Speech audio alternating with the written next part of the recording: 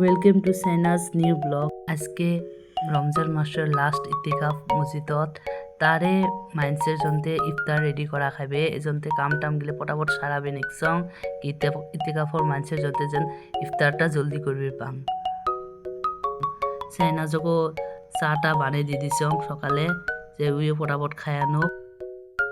তরমুজ কাটপে লিখছং, এই তরমুজ কাটপে লিখছং, তারপর হলো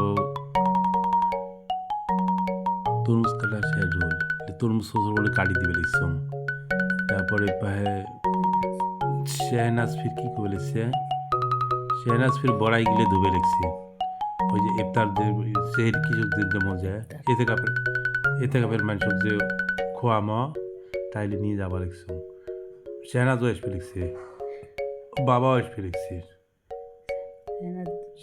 শেহনাজ